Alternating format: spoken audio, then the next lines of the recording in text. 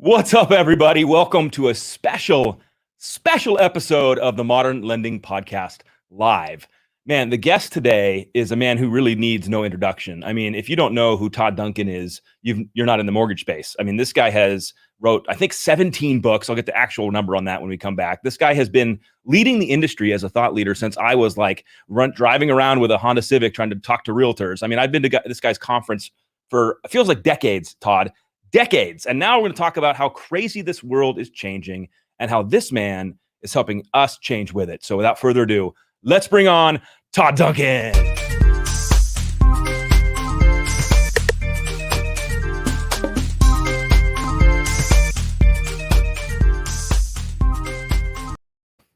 The man, the myth, the legend, dude.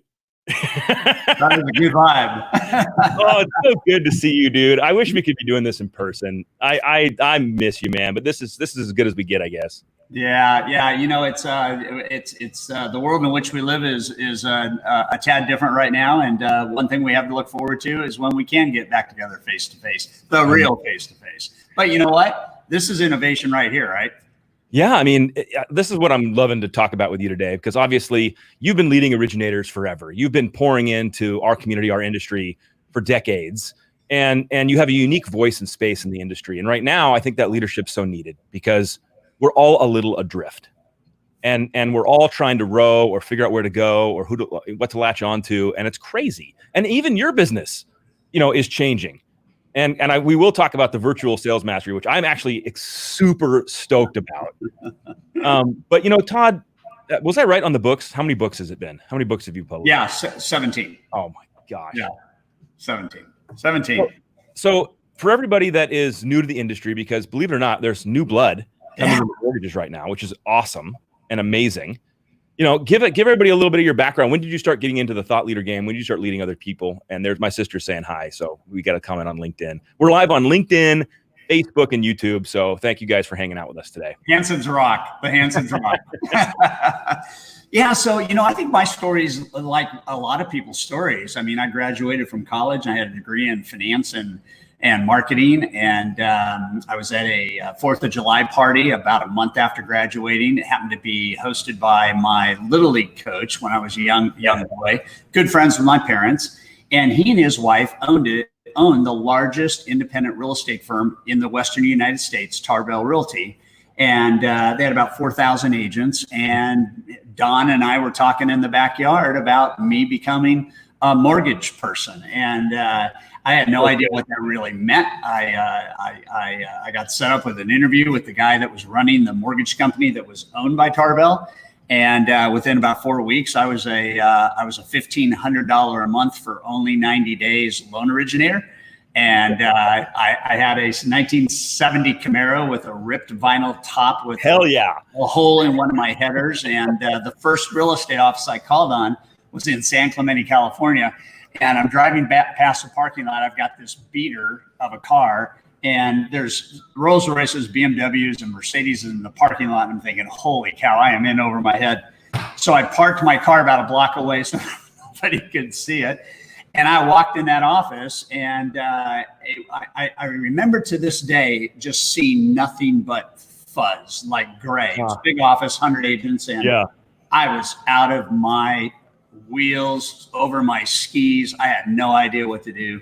And 7 offices later, so I was making my way from San Clemente back up to Santa Ana. 7 offices later, I just felt no love. I felt no joy. I felt nothing. And so I hung a left and went to the beach and decided to spend the rest of my first day in sales calls thinking on whether or not I really wanted to do this. And just shortly after that, probably 2 weeks after that, I ran into a guy that was another originator, worked for another company, different territory. We weren't competitors. 34 years old, funds 400 loans a year. And I just said to him, I said, how do you do it? And he sat me down. And, I think, Alec, one of the great things is mentorship is real.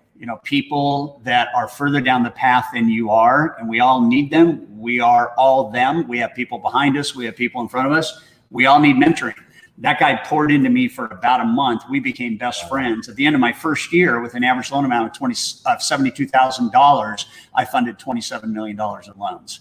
So I did that. I kept doing that. And at the age of 25, my company asked me to start training the new recruits that they were hiring. So I'd do that and kept doing my own business. They'd keep bringing in more people and more people and more people. And I'd keep training and kept doing my own business. And by the time I was in 10 years, I had trained about 400 loan officers and had done about 5,000 loans.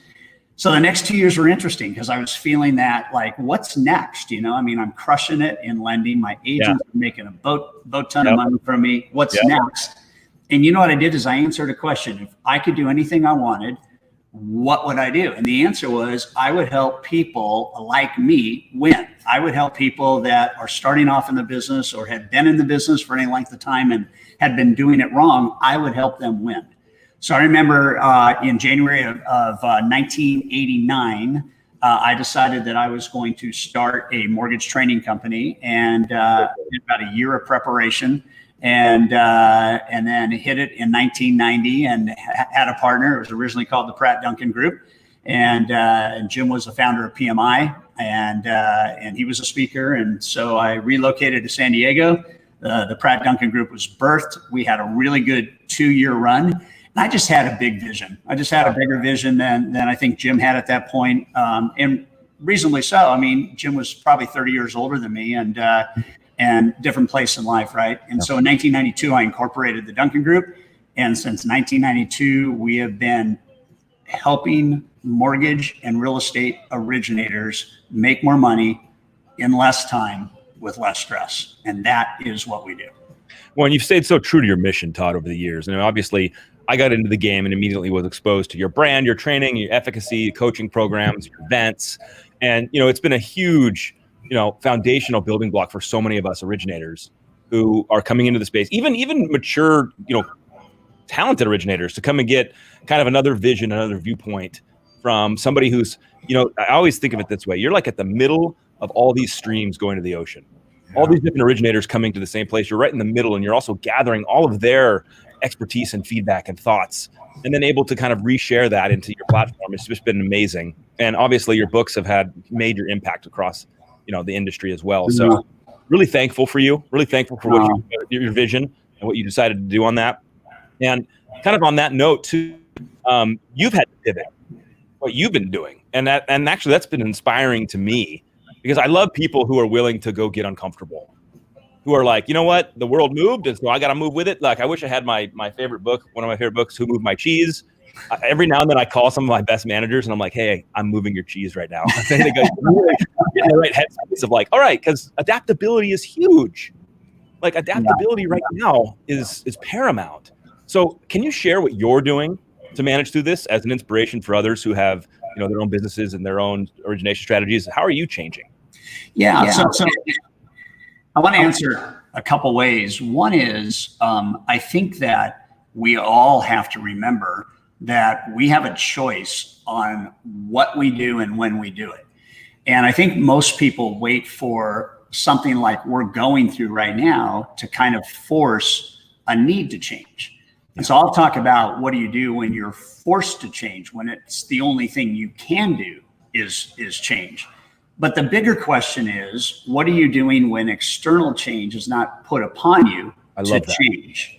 I love that. Yeah. And so early in my career, I understood a concept called the Sigmoid Curve. And it's just it's a typical bell curve where you start and then you climb, and then at some level you flatline. It's either you're flatlining because you haven't built your client base far enough, you're flatlining because you haven't built a team strong enough, you're flatlining because you haven't gotten skilled enough, you're flatlining because. And what the Sigmoid Curve signifies is that on your decline, if you decide to change, you'll never get higher than the trajectory you were on. You will only get back to where you were. And so the idea for mortgage professionals, for real estate professionals, the idea for leaders in those markets is to have a constant curiosity about change. And what does it look like? And what do I need to do? And I don't have to be the first in. I don't have to be the first innovator, but I have to be an early adopter of what's working. And if I can do that, then I go to work on somebody else's energy and expense and intellect, but I'm an early follower, and that changes the trajectory. So what happened to the event business? So Sigmoid Curve we're cranking, the company's growing, and we're in Savannah, Georgia. We're leading our elite group for a 2-day conference, and all of a sudden Saturday, this COVID thing announces, boom, everybody's going, what is this? And, we got a group put together. We've got everybody ending on Sunday. We got airplanes that are supposed to be flying people home. And all of a sudden it's like, okay, this is a new world. This is a 24-hour new world. And we don't know what it means. We didn't even know if we'd be able to get home. Oh my God. We get on the airplane in Savannah, and we've got the hand wipes, we've got the mask, and wiping down the seats, wiping down where everybody sneezes, wiping down all that kind of stuff. And we end up getting home, and we learn within about 72 hours that basically, if you're in a mass gathering business, you're out of business. I mean, there's no, like, a year from now, you might want to think about a different business model. It's like, no, basically 7 days into this deal, you're done. And so we had to cancel the Hydro Sales Academy. We had to cancel about 8 other events that I was going to be speaking at. We had to cancel our leadership event, which is still 2 months away. But the island is closed. The island in the Caribbean is closed until August. So when you're in the business of doing things that the world will not let you do, you have to be innovative. So what I did a couple things. One is I asked the question of my Facebook group. I said, what are your biggest pain points right now? And I got about 42 different things that were pain points. And so I went into my recording studio, which was right behind this logo, and I recorded. I thought you building all that out. Like, you must have foreseen the future, because you were building a studio. Yeah, my recording studio is like, if I were a rapper, I could produce. I'm not, but I can produce anything I want when I want. And I think I can't go anywhere. Huh? I think I need a Todd Duncan rap at some point in my future. Then this has to happen. Okay, I'm not going to do it right now, but let's see. We could talk about impromptu, right? That's amazing. No, but the idea is that as the world's changed, what are you going to do to continue to be relevant and be successful in the world? And so we invented this brand new product. It's a 16-hour product. It's got please share about it. Huh? Please share about it. It's awesome. Yeah. And so we did that. And then we decided what would happen if I just stepped up and lit the fuse on my social, and every day at 9 o'clock, I just went live, right? And I started going live like 3.5 weeks ago. And, we're getting, 1,000 to 1,200 people a day just coming in and looking at the videos. And sometimes we interview people like this. Sometimes I just do a rant. Sometimes in the car on the way in, I see a sign or I think about something. And so we're adding a lot of contribution to people. I designed a thing called Mindset Moments, and I decided every morning I would try to find a element of the day that was about mindset, and I'd record that and post it on social. And so we did all that. And then, of course, the mother lode decision is, if we don't know what the world's going to look like in 90 days, can we even in good conscience go to the marketplace and say, buy your airline ticket, reserve your hotel room, and be prepared to fly to San Diego for sales mastery? I'd love if that were the world in which we live, but it's not.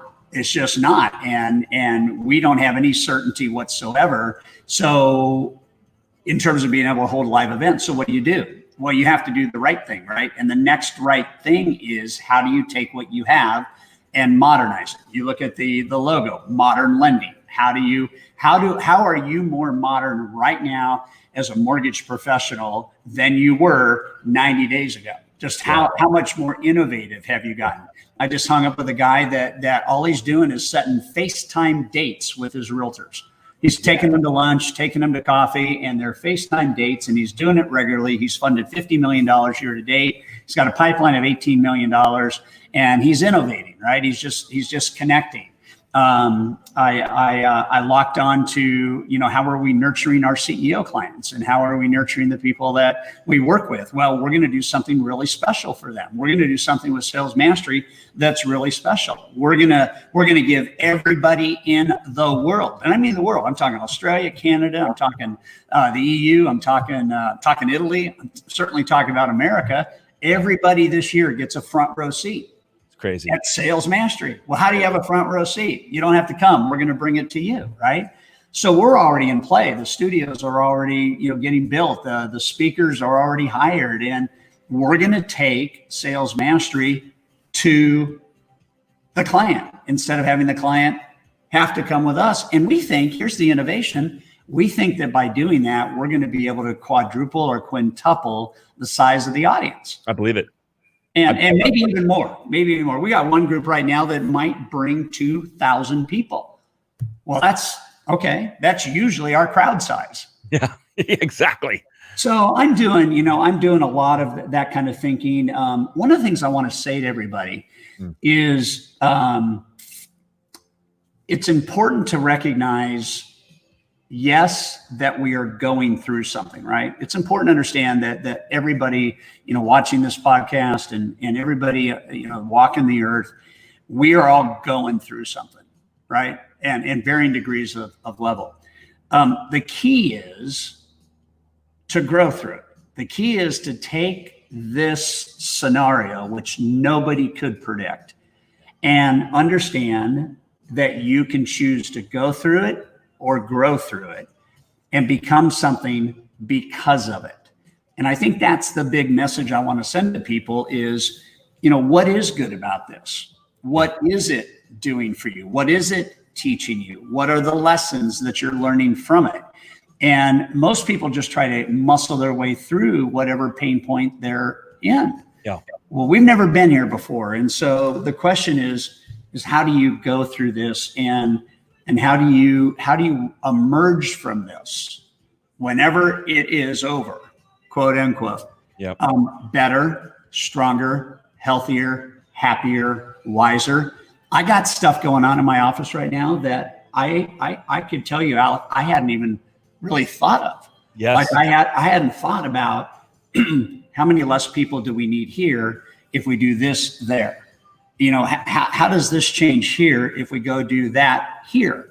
I'll give you a breakthrough. So we do the Hydro Sales Academy, as you know, every year. We do 2 of them publicly. They both tap out at 150 people, and it's live. It's at a hotel. It's highly experiential.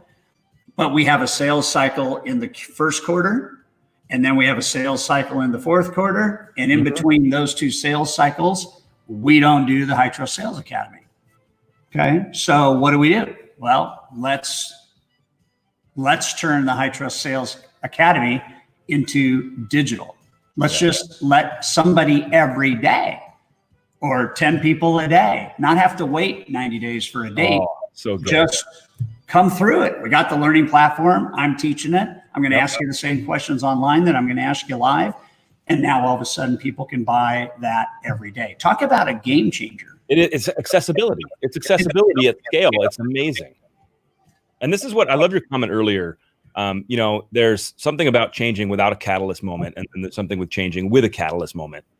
And, COVID is a catalyst moment. Just like the credit crisis was for many of us back in 2008, where we were forced to change. Our company went away, something happened, our product suite went away. We had to physically change because there was a catalyst. And there wasn't a catalyst happening to the local mortgage pro until COVID.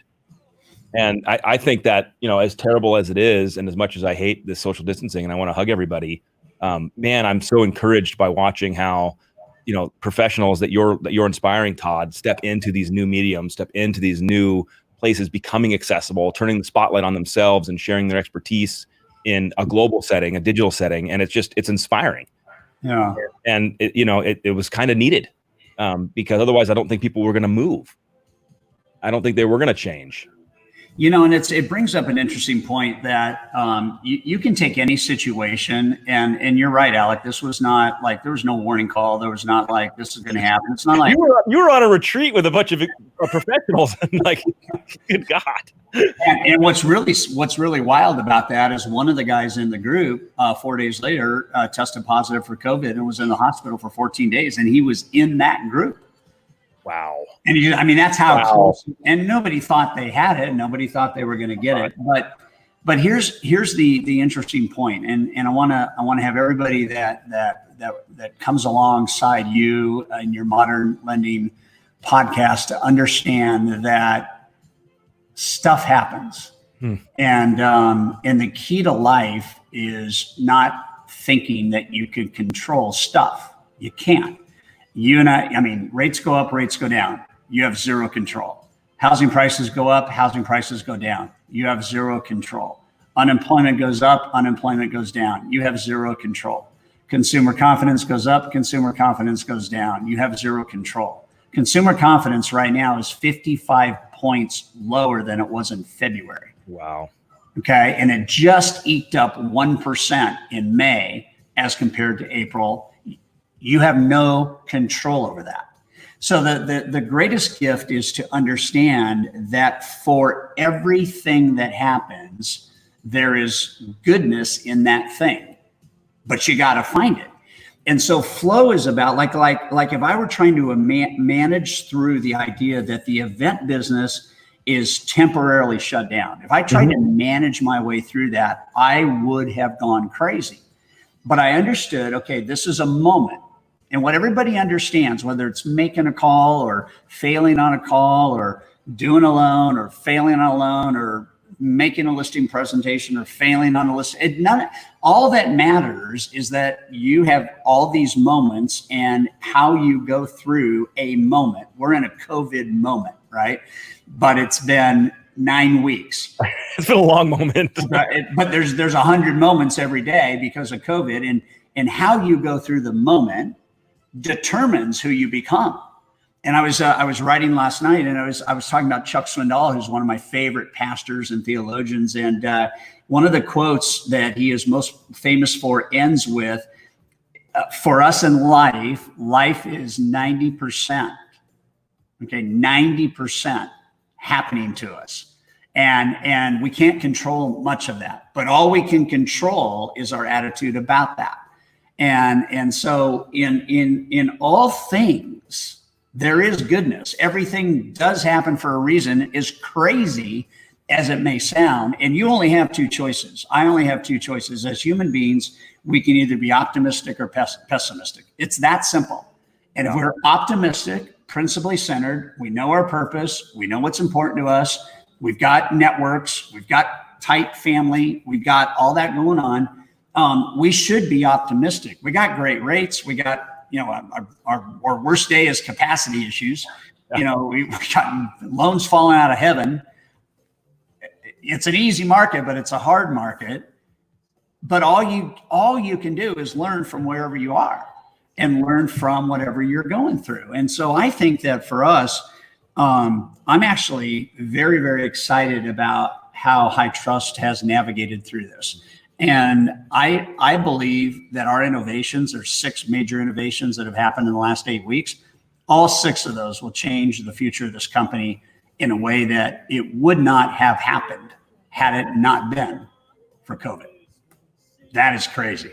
But that's the perspective that I love hearing, Todd. I love you sharing it because I think a lot of us I think perspective really helps just deal with our own hardships. And so just having you come out with the optimism, the 6 things that are going to radically transform the future of your business, the future of your influence, it's encouraging. And I hope everyone hears that and is encouraged as well, because the same opportunity is available to everybody that Todd's talking about for himself right now. And I'm taking a lot of it from, I'm like getting all pumped up. So I'm digging it. And so I got 2 things for you here that I would love for you to lean into. The first is for everybody that has been to Sales Mastery before and knows the experience and knows the amazing, opportunity that presents to everybody to grow and learn. What's your passion? What do you want people to walk away from this new virtual one? Because you're pouring into it. I've already seen the list of speakers. They're dynamic. They're incredible. You're pouring into a new style of event. what are you hoping somebody walks away from that? What would be your win for everybody there? Because I want people to hear your heart behind this, because you're leading this whole evolution of this new digital conference. And so, what's your goal for it? So the simple answer is transformation. And I say that as purposefully and as intentionally as I can. When I had the vision to launch Sales Mastery, it was the same then. It was how can I help people in the area of impact and influence? And how can we come together every year and fine tune that and do a kind of a tune up on that? And I'm blown away, Alec, that I look back and this will be the 28th year. That's so awesome.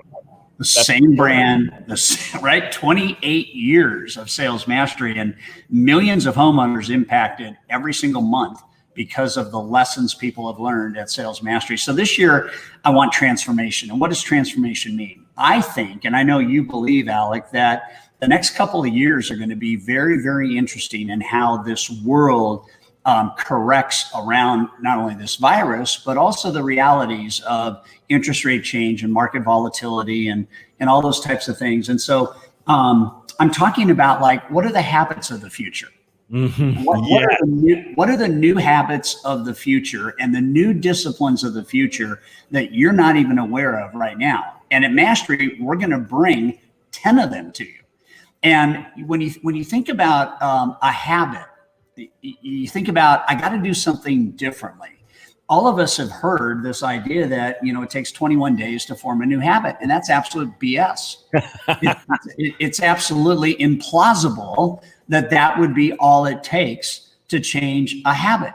And the reason is because it didn't take 21 days to form the bad habit. The bad habit got formed every day over 21 years. Yes. Okay. Yeah. So what do you do uniquely and differently? And there's not a lot, but how do you adopt a mindset around knowing how many days and what is the operating system to develop transformative habits that disrupt your market and change yours and your client's life forever? And it might surprise you, but one of our speakers, who is an expert on habits, who wrote a book called Atomic Habits, is going to tell you the most important habits take 266 days to form. So we're not only going to bring Mastery Digital to the world, but we're going to give you months after it's over to replay the information. By the way, you can form the habit. I actually think that's as valuable or more valuable than the moment, because, trust me, sometimes it's like a fire hose, right? Like you're just like, whoa, like you're just getting all, and you're scribbling notes and you're trying to remember what everybody said. And then you're debriefing with your fellow, people there. But the fact that this time it's you get to have it on repeat for I think it's 6 months. Is that right? Unlimited replays. Yeah. Unlimited replays of just going back and tapping into a conversation that happened that you're going to glean more things from it. I mean, Todd, that's a gift. This is an incredible thing that you're doing with Sales Mastery. Just because you can't do all it at one swoop. Yeah. And, I don't know how it will change the future of events. I think at one point it's like I could watch the Rolling Stones on a Facebook Live deal and have fun. But I'd rather be at T-Mobile Arena or Staples Center and watch them live. I would hope that the passion for live events, comes back in a post-COVID world. Yeah. But I can tell you this, we're never not going to stream Mastery, even though we may have a live event. And that's one of the breakthroughs of this innovation. It's important to understand. It really is important to understand that there is goodness in everything that is occurring. And so when we look at the 40 different presenters that are already engaged at Sales Mastery, every single one of them has a COVID success story. Yes. And we're going to be sharing that. And I don't want to park on COVID as like this.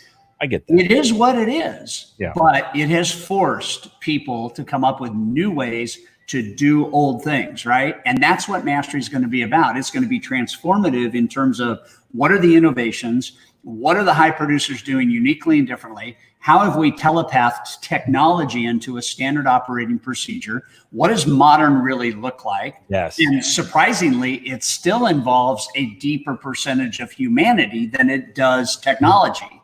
Dude. And it's interesting. So how do we have deeper human connection in a world like COVID, where all you can use is technology.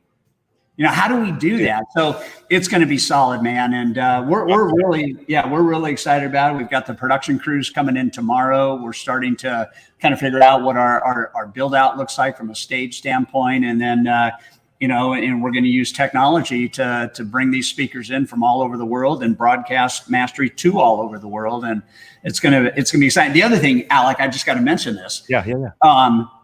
Every single person needs to understand that this is like the moment of greatness where let's get your top 10 agents. Let's get your business partners. Let's get them a subscription to come to Sales Mastery so that 100%. You guys don't even have to fly here. You can sit in front. I got a 40-inch monitor right here. You do too, Al. I could look at Mastery right here. I could sit on my stool and just say, wow, look at that. I could have my agent next to me, 2 bar stools, and we could be learning. And it's simple. It is simple. The cost is just stupidly low. It's unbelievable. Well, I'm a fan of this. I think it's going to be a breakthrough moment for a lot of people. The accessibility of it, the replay action, the habits of the future. Hope made a comment on there. Hope, it's wonderful you're joining us on LinkedIn. What are the habits of the future? What an incredible little snippet of like that could be the whole session. I'm looking forward to all of this, Todd. And so, but here's where I want to go for the next 10 to 15 minutes. We'll see how we wrap and questions come in. Like I said before, I really feel like you have a unique space in the industry. You're at this focal point of knowledge, because not only are you coaching out across the industry and across the country, but all that stuff's flowing back through you. And I really like to get tactical to a degree on some of these episodes and share, what are people doing? What are stories that are happening? Like you shared one with the scheduling FaceTimes, which I love. What are you seeing great originators leaning into anecdotally that could hopefully like trigger something or spark something in somebody who's watching this or watching this on the replay, and just get a little bit of inspiration to go maybe do something they weren't or afraid to do today. Yeah, so things that come to mind that if you want to lean into it, and these are specific things that are happening. One thing I think that is going to be critically important in the future is that every lender understands what the future of marketing actually looks like. Yes. For the local dialed in lender, and how is that landscape going to change? So I'll give you an example. So one of the things that we're leading the charge in is what we're referring to as consumer-centric marketing. Mm-hmm. Consumer direct. It's not realtor and builder. It is consumer-centric marketing.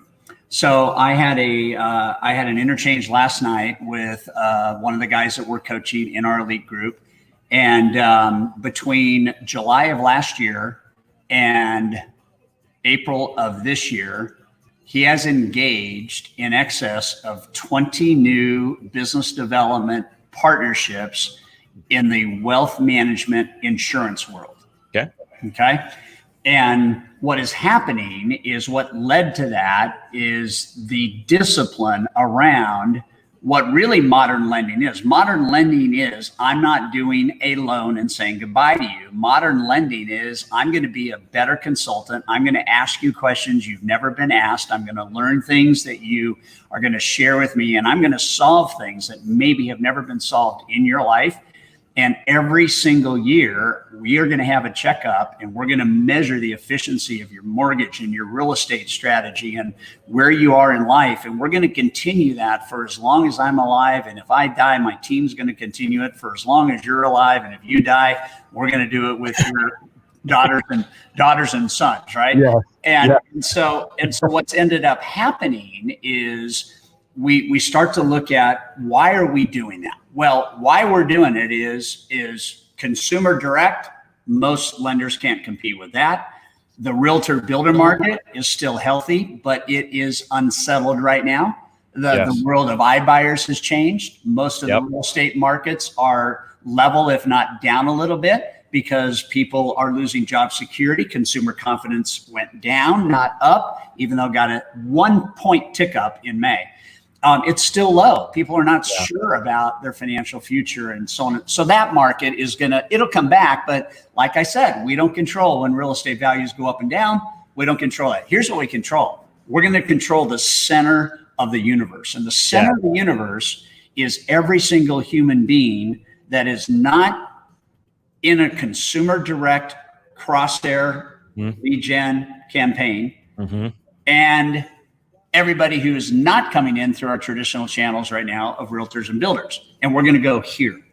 And what here is faster trust, higher qualification, better FICO scores, bigger centers of influence, unattached status to a realtor or builder, which is code for we can now attach them to a realtor or builder. And we're going to do that every day. So the modern mortgage lender is spending more time every day nurturing their network than they are reaching out for leads and conversations. And if they're nurturing their network, then we're activating what's called the circle of cash flow, which is I don't have to sell. People sell for me. If I've got a database of 2,000 people and I am focused in this consumer-centric silo, I'm actually a loan rep with a sales force of 2,000 people. That's a new mindset. That is. That's a new mindset. It's a radically new mindset. Yeah. So stuff like that. And we're going to, by the way, we're going to unleash that playbook at Sales Mastery. Yes. Yeah. I think, it's just crazy to me that consumer-centric thinking is becoming so crucial to win, Todd. I could not agree more with your comment. I love that you're going to be leading a whole group of people through this playbook on it, because it's part of the future. And I know people who think it's the whole future, and I don't necessarily think I agree with that totally. I think our realtor and builder partners are massively influential still. They're fighting for customer attention. They're working their butts off every day as well. So there's really rich partnerships in that way. Cassie just commented, tell me how to sign up for Virtual Sales Mastery 2020. I'm in.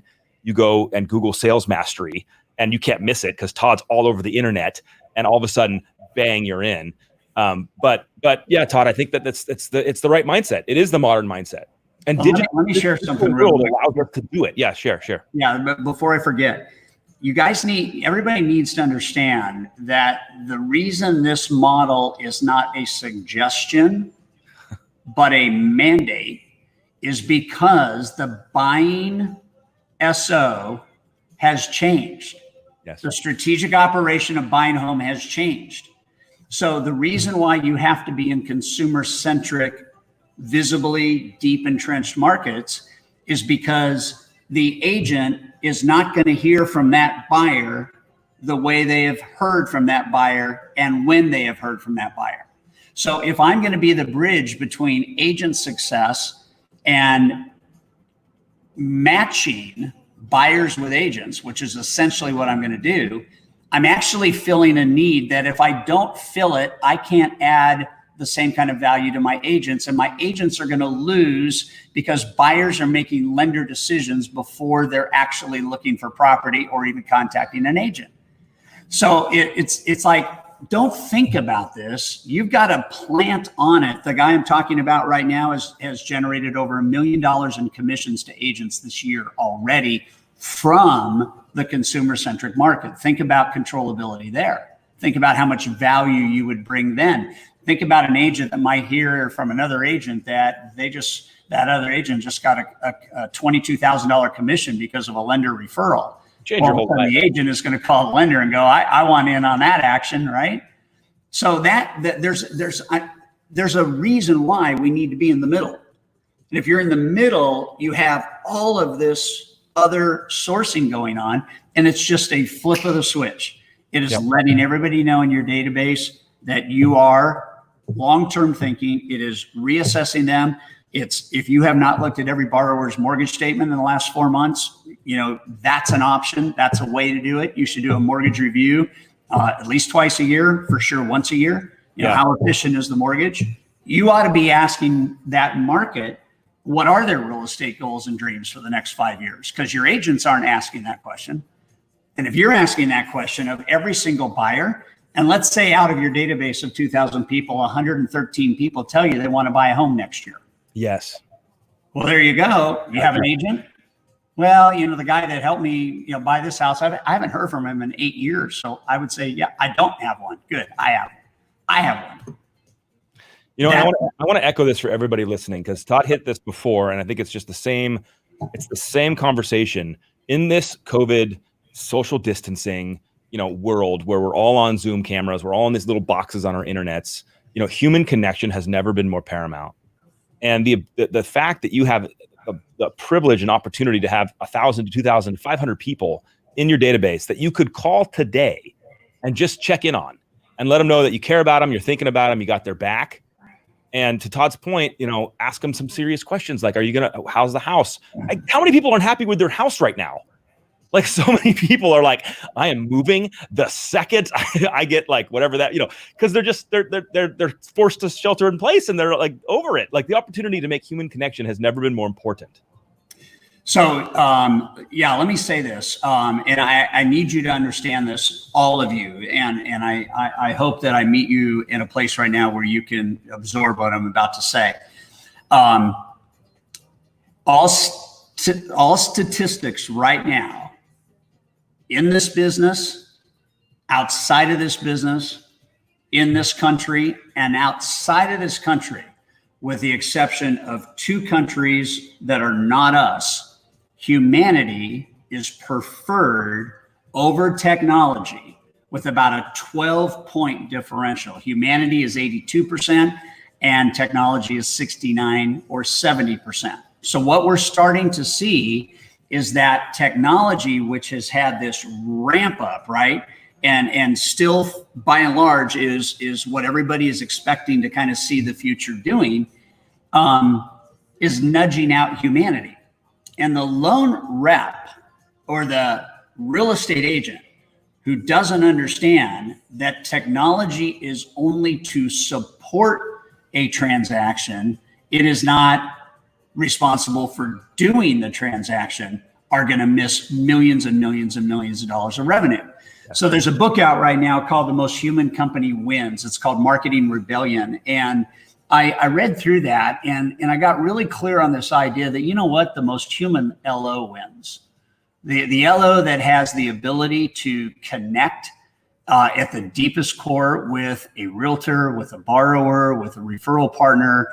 I just did an interview an hour and a half ago, and we were talking about, the 80-20 rule applies to questions, and most loan reps don't even know the questions they're going to ask except the standard questions. Right. And so if you're not strategic about questions that you ask, then you're not demonstrating human interest, which is code for empathy. Yeah. And we also have stats right now. I could pull them up, but Stratmore has taken a look at technology and they've evaluated 3 different things about technology. Is it eye appealing? Is the technology appealing to look at? Yep. Is the technology easy to use? Mm-hmm. And does the technology provide you with peace of mind in the form of updates on your transactions? 3 things they're measuring. The net promoter score deltas on those 3 things, if the answer is no to any one of them, are over 100 points, meaning that if somebody is a 9 or a 10 on a 1 to 10 scale, and the technology does not qualify on one of those 3 levels, they will go from a 10 down to a 0, which means they have no influence. So if you're relying on technology, that's okay. Technology is lifting labor load. It is speeding along document aggregation. It is allowing us to be a little bit more quick on the rebounds and things like that. But you can't hide behind it. Humanity wins the race. Technology supports the human experience. So one thing we'll be talking about at Mastery is, in a modern day world, how important is humanity? And it's more important now than ever. And that's important. I also want to say, because 3 of you have kind of popped up here, salesmasteryevent.com, salesmasteryevent.com, salesmasteryevent.com. We're releasing the agenda today. The keynote speakers are already hired. We have a very, very easy proposition. We've given you an entry point that is maybe 1/10 of a loan commission. So it's easy. It's the biggest no-brainer in the history of mankind. So, Todd, I want to echo this. Thank you. As we wind down, I have such a connection to your comment about humanity winning over technology. And I have a core belief that technology enhances our ability to be human and to do stuff, but it doesn't replace our humanity. I think that the consultative value of a loan consultant in the future is going to be paramount to the success of any loan consultant. And I just want to encourage everybody who has heard that to realize now that you have these technological machines around you, like this thing and the camera in front of me, to showcase your humanity, to show up to your digital ecosystem, to your community, and become an authentic human to them. I see a lot of people overproducing content or just regurgitating, corporate slogans or corporate logos, and all that stuff has a place. But your humanity actually needs to be forefront. And Todd just shared the whole proof of it right here. I mean, you heard the whole thing coming out of the guy who's been leading our industry for 20, 30 years. It's paramount, and it was not going to change. And so, Todd, thank you for dropping that bomb at the end. That's going to be one of my golden nuggets, Mikey. You got to pull that out because that was killer. Todd, what do you want to leave the group with? Well, I just want to say one thing about what you just said. And fire. Everybody needs to understand that as humanity goes up, 4 things get triggered. Okay. Number 1 is chemistry. And the deal of the future is do business with people you like. Do business with people that you're attracted to. Do business with people that are attracted to you. Every successful partnership, realtor, builder, financial planner, borrower, is built on chemistry. So once you have chemistry, then you must, from a humanity standpoint, have a conversation. And I believe that this is where having the right questions, having fewer of the best questions, going down that path, that conversation allows empathy and trust to transfer. When you have deeper conversation, it yields and opens the doors to collaboration. You should be collaborating with agents every week right now, collaborating with your business referral partners every week right now. You ought to be collaborating and doing virtual lunch and learns, and you ought to be doing the stuff that technology speaking is very easy to do right now. But you can't collaborate if there's no chemistry, because nobody wants to have the conversation, right? And if I collaborate, here's what happens. If I collaborate, it spins up ideology, right? If Alec and I are talking for 45 minutes and all of a sudden we have a couple ideas and I'm going to say, Alec, let's go on that. He's going to go, well, wait a minute. And then I'm going to say, okay, so we have chemistry. We've had a conversation. We're collaborating. Now we just have to resolve a little bit of the conflict. It's not a negative conflict. The healthiest relationships on the planet have conflict. Absolutely. Because that's the only way they grow. And so watch this: chemistry, conversation, collaboration, conflict resolution equals connection. And that's what we need. We need a connected society that is a universal tribe that wants to help people win. And in you, the form of lender to agent to buyer to, that's never going to change. For as long as real estate stays standing, which will be forever. That's not going to change. What is going to change is the human infusion of empathy, conversation, and trust, particularly because this is the highest value transaction anybody will make in their life. Bombs, just throwing bombs. Todd, this is why I wanted to hang out with you today, dude. What I want. I just wanted, I love this. I think that everybody who's going to hear this and check the replay is going to pull something different from it. And I love that you're continuing to innovate, continuing to press the envelope, pushing forward. I love coffee with Todd. It's one of my favorite morning things. I dig it. I'm in, dude. Because it's inspiring everybody else to realize that they have the same opportunity. They can step in and play a big game, be vulnerable, be human, and watch themselves win. And I cannot wait for Sales Mastery. Be fun. I cannot wait, dude. Yep. All right, my man. Hey, we're wrapping it up. Everybody on LinkedIn, Facebook, YouTube, appreciate you. If this brought value, like, share, subscribe. Love you guys. Todd, you're the man. Have a great day, everybody. We're out. See ya.